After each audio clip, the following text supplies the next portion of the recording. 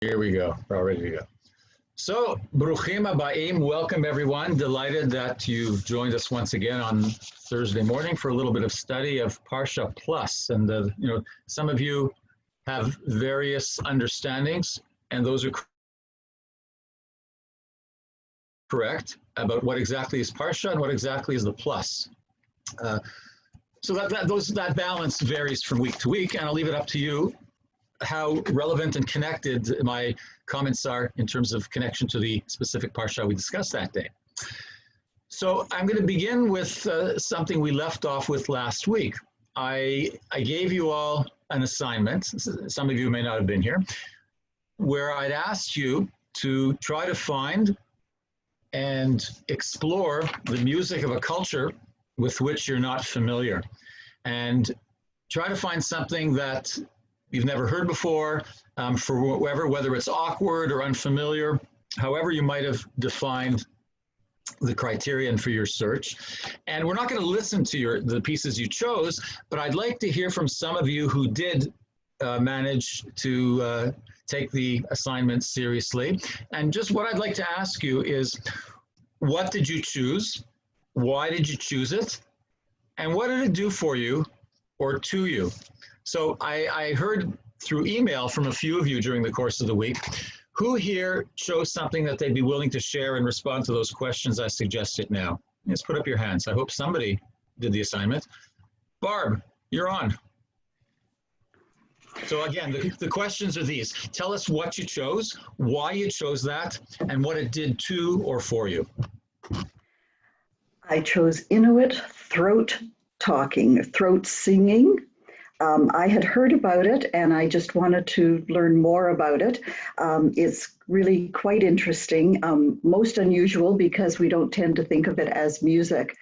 But what was also interesting is that the Inuit throat singing is mainly performed by women, whereas in Scandinavia and Tibet and and the Middle East, it's mainly men. But the other fascinating thing is that they sing supposedly to each other, almost holding their elbows and their hands, and the first person to either go out of breath or to smile or laugh loses. So I found that an interesting purpose. So there's a community cooperative mutual element to that experience in many cases, in addition to the individual skill or talent of the throat singer, him or herself, mostly herself. Yeah. Okay, fantastic. Thank you very much, Barb. Anyone else? Barb. Sorry, Brenda. Brenda, go ahead. I chose, again, I also went to our native, our Aboriginal culture, to First Nations, Inuit, and Métis. And because I wanted to find out more about the people that were here before the white Europeans, the original people that were here, and as Barbara said, this is what I found out. A lot of their music is performed by drums. It's been classified as cultural areas, and some generalizations are that traditional Aboriginal music is predominantly vocal with drums, rattles, and flutes serving as common instruments. And they've also been, other forms of music has also been influenced by non-Aboriginal music making, such as country music, pop, and fiddles and guitars. And I thought that was interesting. Okay, and fantastic. And I listened to several pieces of it, and I listened to a taping of a program they did for Canada Day up near the Sioux. I didn't know how to record it or to bring it to your program this morning, but I thought it was very fascinating. And okay. I felt better knowing about it. Thank you very much. Anybody else?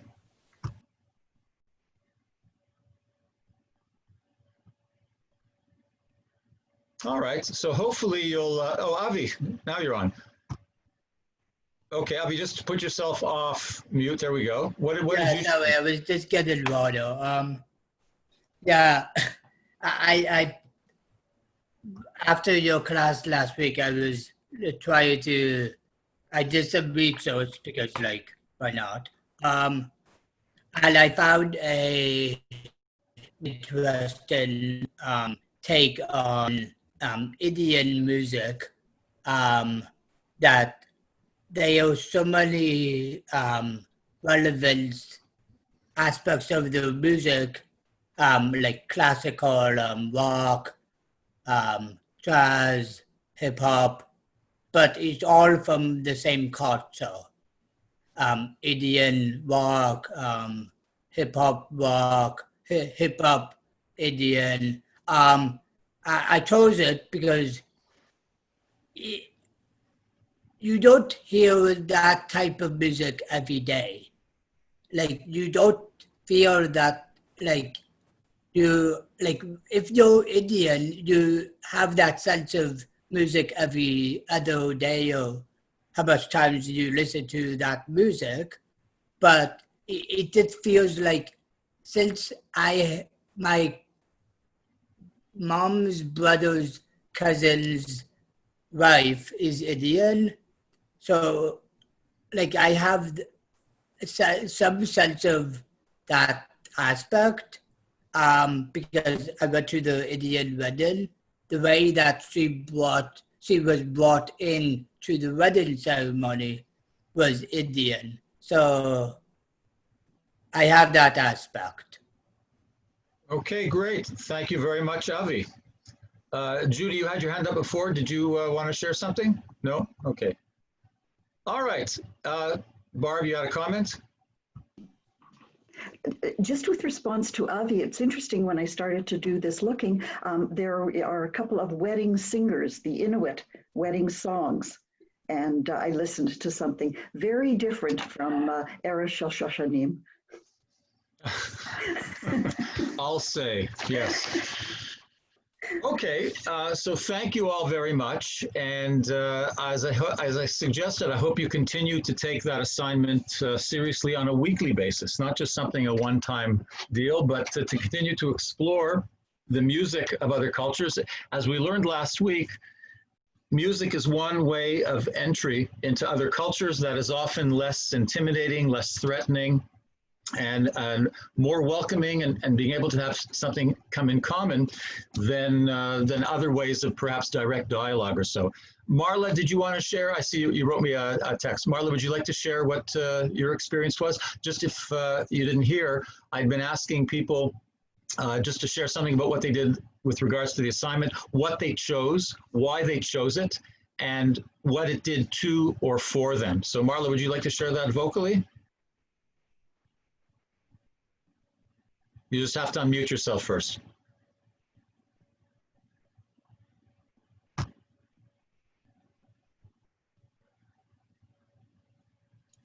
Oh. Yeah, so what I did is, let's see, I actually had signed up for a folk dancing workshop, and it was Israeli folk dancing, so that was fabulous. But I just wound up to call in early, and so there was Balkan folk dancing, and I thought, gee, that would be good for the assignment. So, and besides, I'm just starting to learn Balkan folk dancing. So that is like European. I think it's about 11 countries. They were saying, like Russian, Bulgarian, Macadamia. It's very interesting. I really loved it. I love the music. It has a lot of steps, but they made it very easy to learn, and it's so much fun. And it really does give you learn a lot about the people. So yeah, I mean, it's a lot of like. I don't know if it's so much kicking, but just like little steps, like a lot of steps. And they have certain ways of teaching it. A lot of dancing, the music is beautiful to listen to. And usually it seems like they would dress like in pretty dresses. You know, there's a certain style. It's on YouTube. They have Balkan folk dancing, but I really, really enjoyed it. And I do think you'll learn a lot about the culture. And that's a good kind of music. So I loved it. Thank you.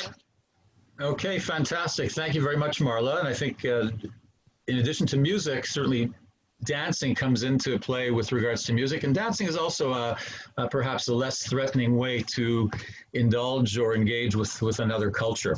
So I thank you all for sharing that. And as I said, I hope you continue to do that exploration in coming weeks as well.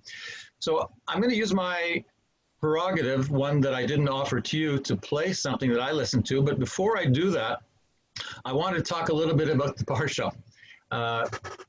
And hopefully we'll get to the connection between what we're going to consider and some of the things we'll talk about either tangentially or directly just a little bit later in the class. So I firstly want to share something I spoke about a little bit this morning at the Minyan when we referred to the Parsha. And in Parshat Matot, well, I should say Parshat Matot Maseh, fascinatingly, have bookends with issues dealing with women's rights and how we regard a woman's position or role in Judaism and in the family, at least in the biblical period, not necessarily today, of course. And I don't think it's any coincidence that Parshat Matot begins with one issue, and Parshat Maseh, the second of the double Parsha, ends with a woman's issue. And there are also all sorts of fascinating things going on in between, but I'll not deal with those so much today. So the first one we talk about, or we read about in Parshat Matot, is how we relate to vows. And of course, you're all familiar with the importance we lend to the word in Jewish tradition. The fact that if we say something, we're supposed to keep our word. If we make a vow, it's not something you do lightly. It's something you need to take seriously and own that vow, own that oath. If I promise something, I need to follow through on it. And our laws have given us certain stipulations about how we go about that. And what happens if we don't abide by that? And Parshat Matot starts with this about if a man makes a vow or takes an oath imposing an obligation on himself, he shall not break his pledge. He must carry out all that has crossed his lips.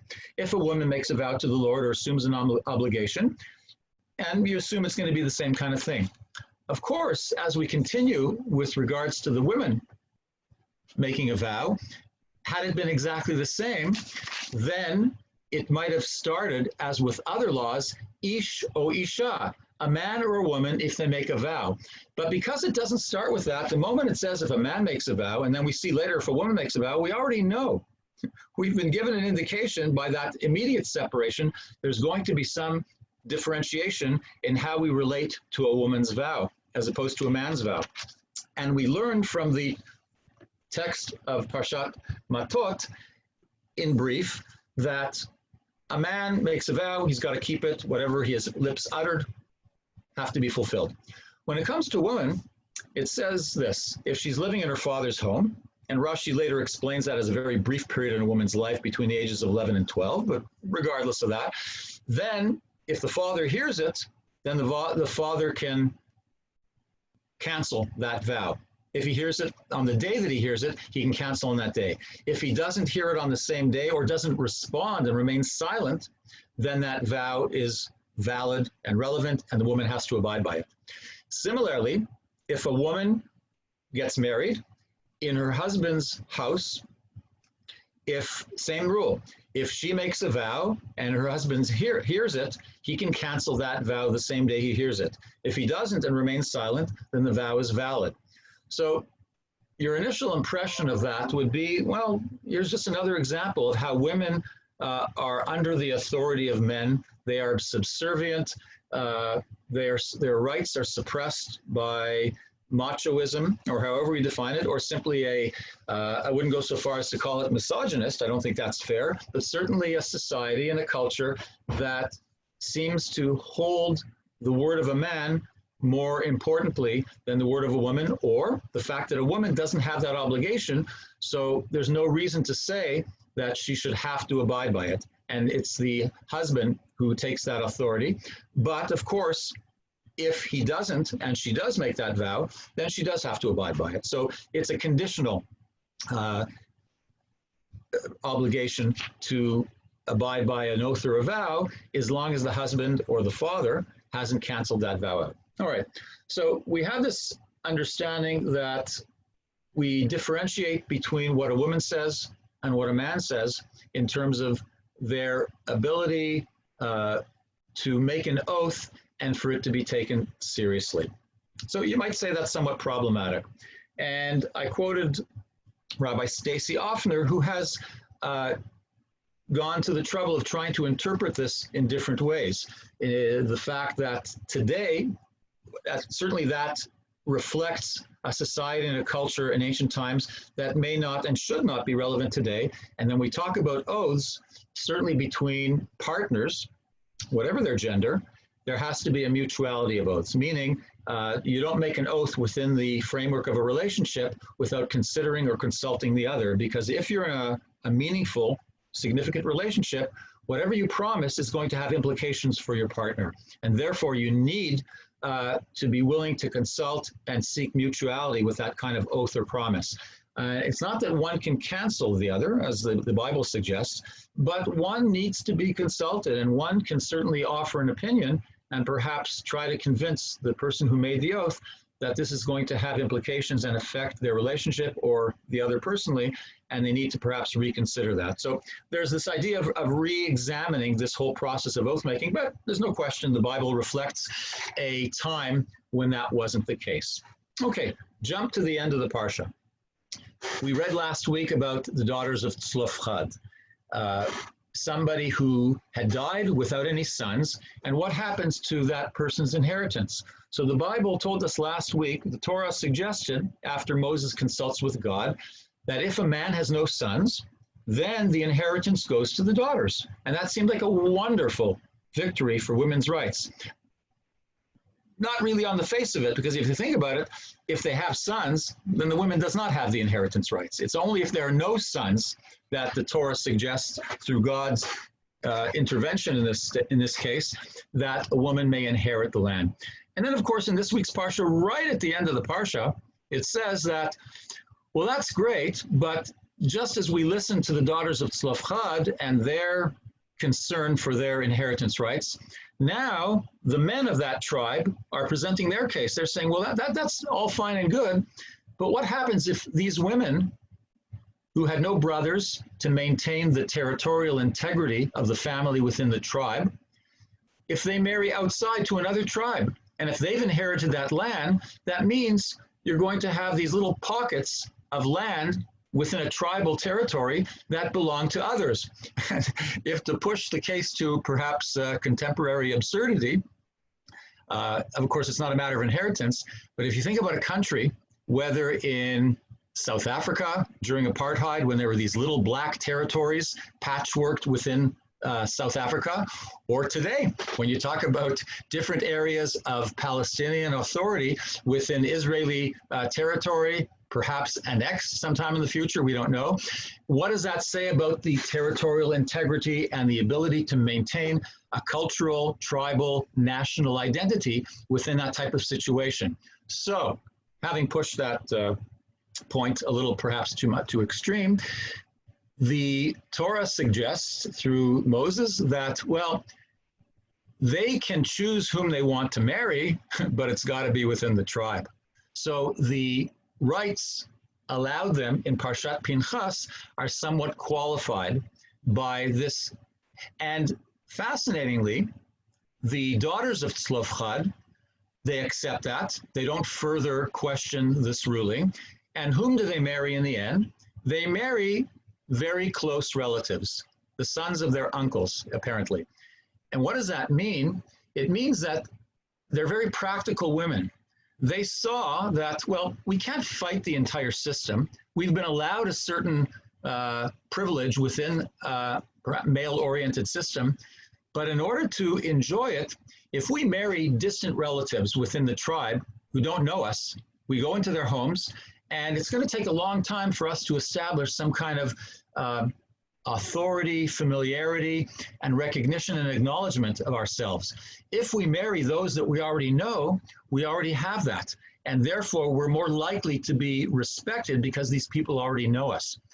So this commentary offered by rabbis is fascinating. It's saying to us that the 5 daughters of Slovkhad, and to be fair, I should mention their names because among women, not too many women's names are mentioned in the Tanakh, and here they're mentioned a few times. So Machla, Noah, Chogla, Milka, and Tirza. Let's hear their names.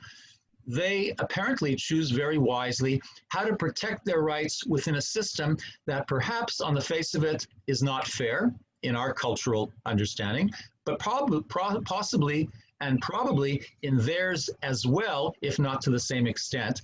But they find a way of managing within a system. And so why have I said all this? And why have I focused on these women's issues? Because I've chosen to relate a little bit to music through the expression of music by a woman. And I'm glad that Barb mentioned what she did about Inuit throat singing, because that's a little bit about what we're going to hear in just a moment. Before that, as I tend to do, I'm going to go off on another little tangent, because when we talk about Indigenous music, Inuit music, dance, etc., we often, perhaps less today, but in the past, have had a certain understanding in relation to that music. Who are these people who are creating that music? Is that music, can it match? Can it be equated with Beethoven, with Mozart, with the Beatles? So how do we view that music? But more, how do we view the people who create that music, who have offered and shared their culture with us? So I found this book that I inherited from my mother's extensive and eclectic library. It's called The Growth of the American Republic, 1000 to 1940. And I just wanted to share a couple of quotes from it that give us a little bit of insight of how, at least in the past and when viewing history, how we tend to view the people who were here in North America and South America and Central America before the Europeans came. And this kind of relates to what we talked about last week when we talked about the mention made by Trump at the Independence Day speech on July 4th, that the history of America really began with the discovery by Columbus in 1492, which I found incredibly offensive, even as a Canadian. So I just want to read you something that was written by the author of this book, Samuel Eliot Morison, when it came out interestingly in 1942, kind of switch of digits from 1492 of Columbus, maybe no coincidence. So this initial chapter of the book is called Isolated America. And the subtitle is called The First Discovery. One summer day, somewhat over 25,000 and less than 40,000 years ago, a tribe of Mongolian savages stood on lofty Cape Deneva, the easternmost promontory of Siberia, about 30 miles south of the Arctic Circle. They or their parents had abandoned their old home in what is now the Gobi Desert because that area was beginning to dry up. They had had a long, hard trek of at least 3,000 miles, living off the country and fighting the natives all along the way for several years. Perhaps only the magic of their medicine man, his promise of a new world toward the rising sun, had kept them going. Food was scarce. The latest enemy to resent their intrusion followed hard at their heels, and their skin garments were in tatters. In fact, they were a tough-looking lot, even according to Siberian standards of that very unrefined era. Looking southeastward over Bering Strait, our hard-pressed savages saw clearly, only 23 miles away, a dome-shaped island over 1,700 feet high rising above the sea. They had no experience in navigation, but something had to be done quickly. So, either by fastening together whatever logs and driftwood they could procure, or more likely, by stealing native kayaks, they ferried themselves over to Big Diomede Island, as we call it, and shook off their pursuers. So an interesting introduction to where the first peoples of North America and the Americas in general possibly came from, this idea that they crossed the Bering Strait and then dispersed throughout the Americas. And I mention this because in contrast to what Trump may have said, and granted, in a 1,600-page tome in 2 volumes by Morison, this whole period between 25 and 40,000 years ago and 1492 are given only 12 pages. They are given those 12 pages. And I want to read to you the very last part of those 12 pages. It says this: American culture has been greatly enriched by the Indians' contribution. The American character, even among people of unmixed European descent, is very different from what it would have been if this continent had been vacant of mankind when our ancestors arrived. It was a good thing for our forebears that they had to fight their way into the New World. It will be a sorry day for their descendants if they become too civilized to resist nations who covet what they have. The Algonquin warrior of old drank the blood of his fallen enemy in order to absorb his courage. And when the peoples of Americas triumph in their present struggle, this is in World War II, they may well thank the courageous enemy who made them pay dear for their mastery of a continent. So a fascinating way to regard the people who inhabited the Americas before the Europeans came. But nevertheless, even in 1942, when this was written, there is some kind of acknowledgement. And I bring this up, number one, because of the music I've chosen in a moment I'm going to share with you, but also because in our parasha, this is the end of the sojourn of the 40 years in the desert. They're about to enter the promised land. They're aware of the existence of other peoples there. A people they have to fight, they have to defeat. In some cases, they have to eliminate, and I don't hesitate to use the words exterminate. This idea that that fight, that struggle for their land, similar to the struggle of the early Americans, read Europeans, who came to the Americas, that will make them into the kind of appreciative conquerors that they are. So there were some interesting similarities I found both with that account as well as with the upcoming conquest of the Promised Land that we read about at least towards the end of Parshat Maseh. Okay, so although I may have chosen any one of many Jewish women to represent a certain dynamic that I want to talk about now, in light of our discussions in recent weeks, I was moved to acknowledge that Tanya Tagaka, I don't know how many of you have heard that. I'm not sure if that's the person you listen to, Barb, but Tanya Tagaka, a fantastic Inuit indigenous artist who has been recognized worldwide for her contributions to music as well as to women's rights, I found her a very appropriate choice. I'm just going to read you something about Tanya Tagaka if you're not familiar with her. Experimental vocalist and artist Tanya Tagaka won the Polaris Prize for Best Canadian Album in 2014 for Animism. Those who thought she had then made her definitive artistic statement are in for a surprise. Also in for a shock are those who thought international success, playing to major festivals and packed houses all over the world, would lead to a mellower sound or a more laid-back approach. Tagaka follows up animism with Retribution, an even more musically aggressive, more aggressively political, more challenging, more spine-tingling, more powerful masterpiece. There are those who find comfort in the bland sweetness of middle-of-the-road love songs designed to soothe, but then there are music fans that find comfort in honesty, blazing human talent, and free, intelligent expression of passion. This album is not for dinner party ambience music. This album is a cohesive whole statement. Why sugarcoat it? This album is about rape, rape of women, rape of the land, rape of children, despoiling of traditional lands without consent. Hence the cover version of Nirvana's song Rape Me.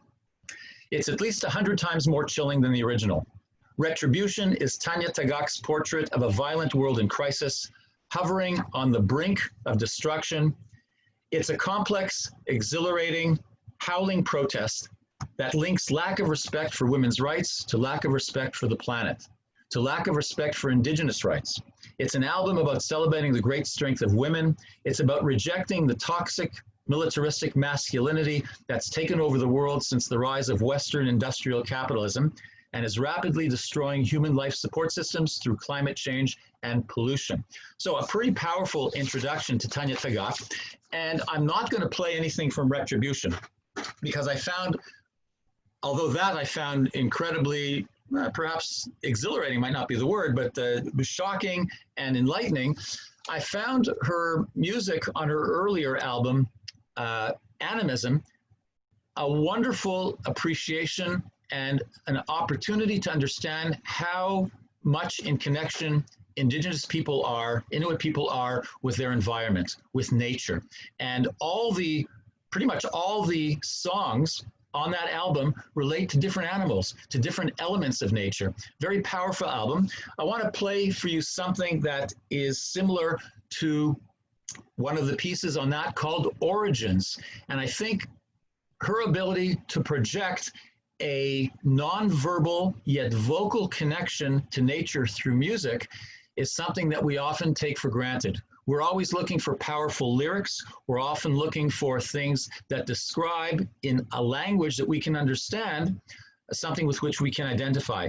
And yet, taking, as we said last week, a foreign language in music, or even an absence of verbal language, is something that is incredibly powerful. So we'll listen to a short section presented by Tanya Tagaka on none other than a TED Talk.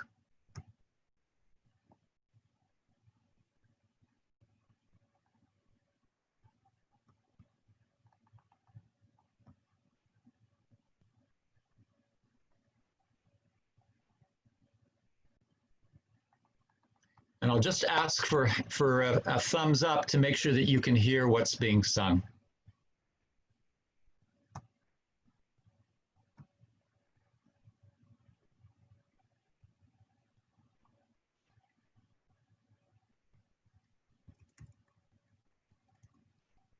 Stop.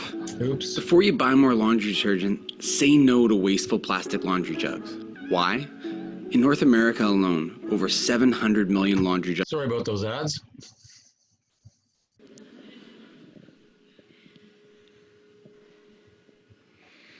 Can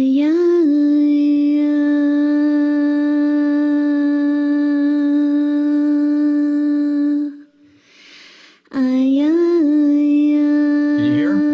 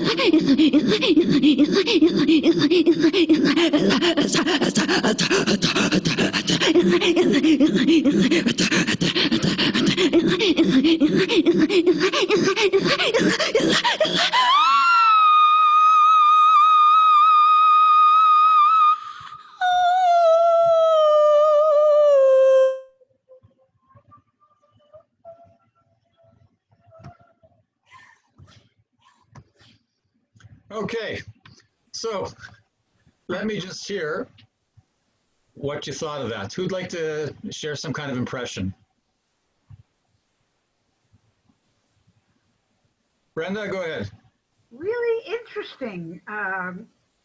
Very soulful. It just seemed like every part of her was into what she was trying to say and portray. It's almost like she was portraying the history of her own people in that particular song.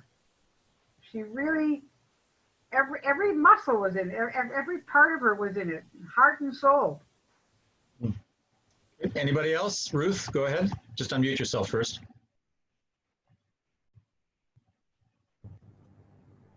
In the beginning, it sounded like she was trying to put forth her cause, and then she was getting more passionate about it. And then I felt like she was getting attacked, quite honestly, like she was being tortured, like she was trying to get someone away from her. It was powerful. It was a little hard to take. Mm-hmm. I felt she was being tortured, raped, almost killed. Then she's losing her breath, almost dying, and then something happened where she continued. Okay, okay. Anyone else? Sharon, go ahead. Just unmute yourself first. There you go. Better? That's fine, yeah. Okay. I found myself watching her. She was agitated. I was agitated to see someone feeling the way she was feeling. So you gave us a little background saying this wasn't, one of these happy things. And you can hear it, that I don't know if she's being attacked or what was going on, but something was going on, and she was trying to convey it to us that this wasn't, it was very disturbing. I found it very disturbing to hear it, that someone should be feeling this way. I don't know if anybody else felt it. You just wanted to reach out to her to say, what can I do to help you? Like, what is it? Okay, so I'm going to leave it at that for now. I know some of you have other comments to make, and I'm going to say that I'm going to apologize for intentionally giving you the background to her second album at the same time as introducing this piece. This piece probably had I not talked about retribution, which deals with, some of the works deal with rape, as I mentioned very, very strongly in that review. This one is dealing with Inuit culture, which includes, of course, some of the elements that appear in her later album, but more perhaps on the emergence of Inuit culture and life. As I said, this is similar to a piece that she entitles Origins, where people came from, where humanity came from, the emergence from through the various mythologies, the creation mythologies that indigenous people have. And perhaps its origin is something that reflects that as well. But you're right, having the idea of rape and attack in mind from her second album, it's very easy to associate that with the types of vocal sounds that she emits and shares during the course of that. So I suggest, again, as part of your greater understanding of perhaps Inuit throat singing through Tanya Tagaka's creativity and artistry, listen to a couple more pieces of her album Animism, and then listen to a couple of pieces from Retribution, and see if you can discern perhaps some of the difference, some of the greater anguish and pain in the latter album, although some of those elements may be present in the first as well. So I just want to say one more word why I chose Tanya Tagaka, because I think we talk about the power of words, in the Torah of vows. And often when we talk about words, we take that literally, because in our tradition, words and language are so important. And yet the voice and music are as legitimate a means of expression and perhaps oath-making as anything else. It doesn't have to be in traditional, conventional word format, verbal format. And I think what most impresses me about Tanya Tagaka, perhaps along the lines of Benot Slovkhad, of the 5 daughters of Slovkhad, is that where she is considered somebody who is demonstrating and rebelling against modern convention, she's also somebody who's completely comfortable, or very comfortable within her culture and proud of that culture, recognizing its legitimacy and validity, and finding ways to expand that to a situation where women will be as recognized perhaps as they had been in the past before the advent of European masculine focused type of culture, and certainly in ways which it is not today. And so similar to Benot Slovkhad, I find Tanya Tagaka is somebody who has found her place and relishes that place within her culture, yet seeks to engage with other cultures. And although this is something that might be described as purely Inuit, indigenous, you'll find many other works. She collaborates with artists of all sorts of different genres, whether it be blues, jazz, punk, rock, etc. She's not afraid to experiment. She's not afraid to go out there and find ways of keeping her culture and her relevance and her artistic expression something that's of relevance to people today, and certainly to younger generations. And I think for that reason, she is so respected both within her community and worldwide. And I hope you'll continue to explore her among some other musical artists in the coming weeks. Last thing I want to do today is go back a little bit to other matters we've been speaking of in recent weeks, because also I found the idea in the beginning of this week's Parsha, in terms of the power of the word, is something that we've become much more aware of and able to acknowledge than we have in the past. We talked in recent weeks about monuments that were torn down in different places around the world, whether in Scotland, in Canada, in Richmond, Virginia, of all places. Interestingly, that 3 statues of Confederate figures have been torn down in Richmond itself. The one of Robert E. Lee has not been torn down yet, although there are moves to do that, because it's on state land. And Richmond has said any city-owned property, they're willing to tear down those statues, but they can't do it on state land. So we'll see what happens with the statue of Robert E. Lee. But beyond those monuments, which are statements in themselves, the power of words, especially when those words take on significant symbolic meaning, is fascinating. And I don't think today we can underestimate or really fully appreciate the momentum that has been gained worldwide about the sense of urgency and willingness to really explore the names and words that we've been using for decades, if not hundreds of years, without being sensitive to the implications for others among us, for whom those words might not have the same meaning and often have an antithetical emotional reaction. So I just wanted to go back for a minute to things that are in the news, but they're part of this discussion. Who of you have heard of the Dixie Chicks? This great country American all-girls group started back in the 1990s. And they, just this past month, decided they're dropping the word Dixie. Because for years, nobody objected to it. They appreciated their music, although in the past, they have also come out against President Bush during the invasion of Iraq, among other things, and they were severely ostracized by their fans and the music industry. But they didn't see this Dixie. They didn't realize, they didn't fully acknowledge the impact of using a term like Dixie, which says everything about that Southern culture that we've talked about in past weeks, and which many people have taken for granted. They simply saw that South as something with noble values of emphasis on family, without accepting the package of slavery and subjugation of others that were part and parcel of that culture. And so the Dixie Chicks finally, just this past June, through their initiative, but obviously due to pressure that they've experienced from these worldwide momentum and movement to change things, they've dropped that name Dixie. You heard about the Washington Redskins. Yeah. They've dropped their name. They're just in a process of deciding what they're going to use next. Chicago Blackhawks are considering that as well. The Cleveland Indians are also thinking about that. The Edmonton Eskimos recently finished a 3-year process of examining their name. They decided not to change the name. This is a few months ago. Because they couldn't come to any consensus, but they decided now, in light of everything that's going on, they're opening up a second review to perhaps change the name Eskimo. So there's an incredible amount of power and momentum in going on with regards to how we name things, after whom we name them, and how sensitive do we need to be.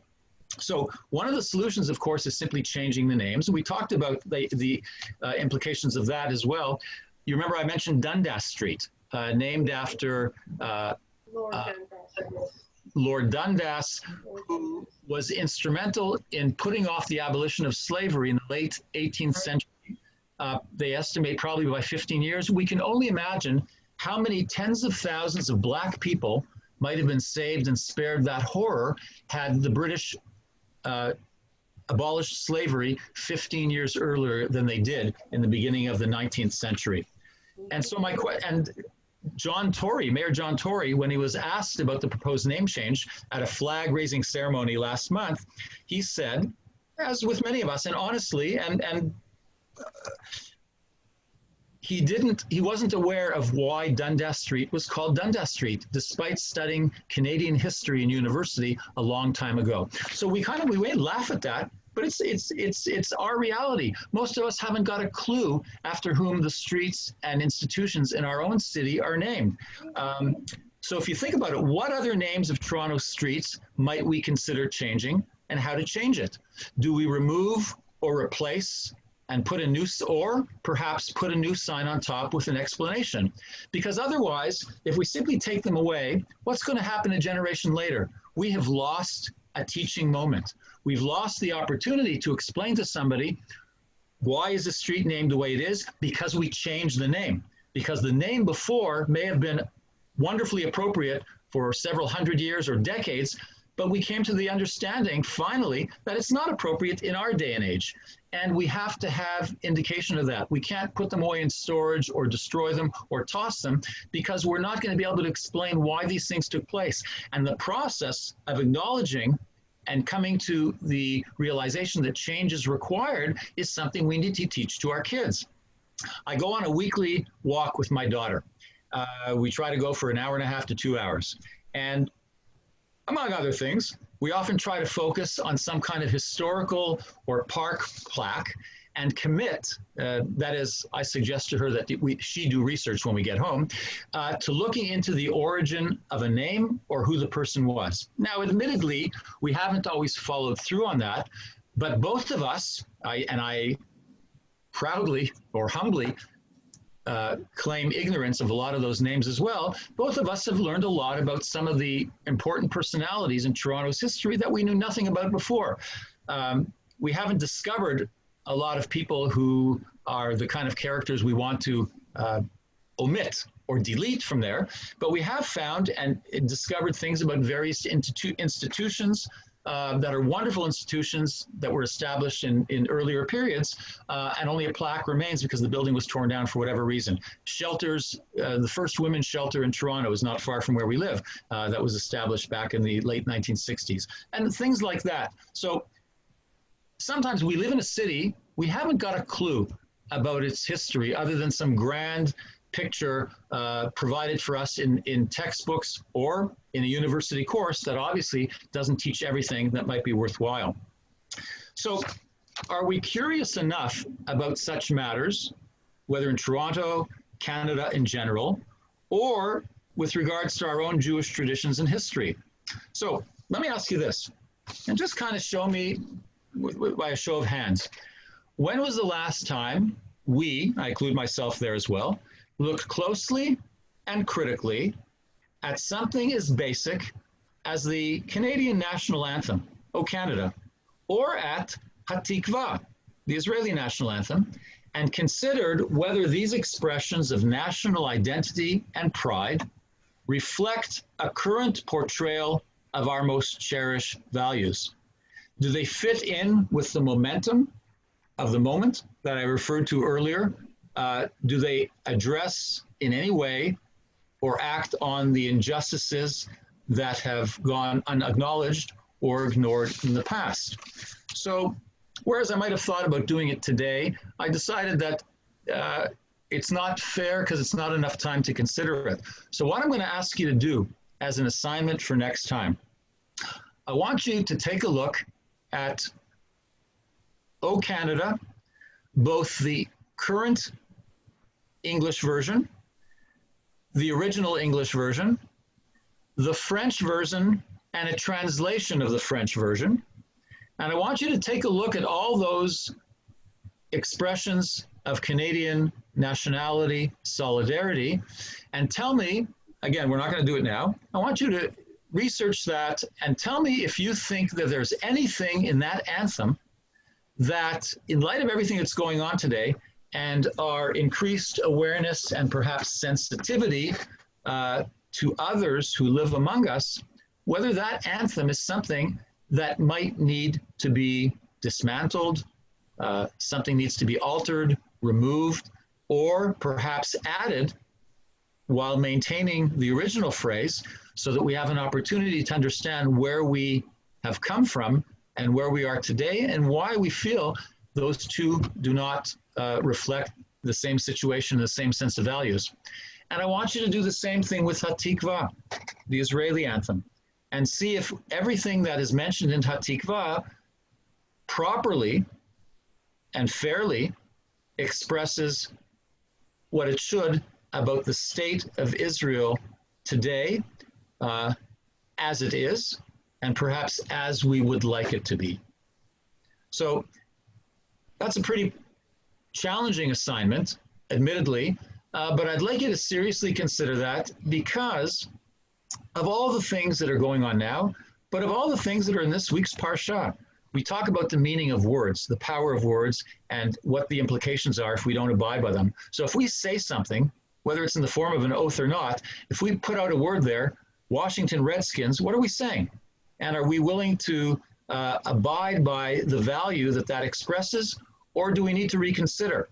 Do we need to change our minds about an oath, a declaration we've made in order to properly consider other sensitivities and other considerations? And are we recognizing the rights of all people in what we do? Admittedly, the Slovkhad, the Daughters of Slovkhad, weren't given everything that they might have asked for. And in the scenario of the 13th or 14th century before the Common Era, what they received may have been acceptable, but is that situation acceptable today? Do we need to re-examine how we, within Jewish expression, as well as our responsibilities outside that in a more universal sense, do we need to change the way, adapt a different interpretation, a different commentary on our traditional biblical passages?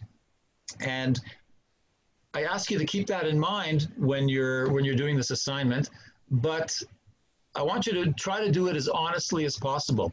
You may feel that those anthems reflect your understanding of Canadian identity, of Israeli identity, as they should be, and that's fine. I'm not saying what conclusions you should come to. All I'm asking you to do, as the world is being asked to do today, is to explore if everything we have in terms of our values and the way we relate to ourselves and to others among us, are we doing it in the best way possible? Are we doing it in the most effective way possible? So that's a tough one, and hopefully you're able to do something with that. We don't have a class next week. We're off next week. So it gives you 2 weeks. So now you don't have an excuse. You got lots of time to deal with that. And I would go so far as to suggest that don't wait for 2 weeks. Send me something that you might discover. It doesn't have to be a final answer, but if you come across something, even one word that you want to share some objection or sensitivity to, send me an email. I'd be curious to know how you're doing with the process, not necessarily with the final results or conclusions you might come to. So hopefully that will give you enough to think about over the coming 2 weeks. I want to thank all of you for joining me today and look forward to hearing a little bit about your research. If you want to share a brief comment, we have a couple of moments for that. Bev, go ahead. Just unmute yourself first. I haven't gone. I haven't gone. Okay, Lorraine? Lorraine, is that you? No. Okay, The part. Just a minute. She's on the phone. okay, it looks like she's speaking to somebody else. All right, Anna, go ahead.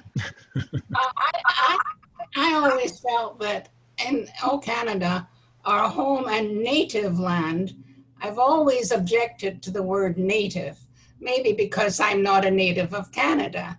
I think another word rather than native would be more encompassing than just native. So I'd like to see that changed. So explore that, and we look forward to maybe sharing a little bit of discussion about that when we meet in a couple of weeks. We will spend some time on the assignment. I won't just disregard it and assume that you've done it.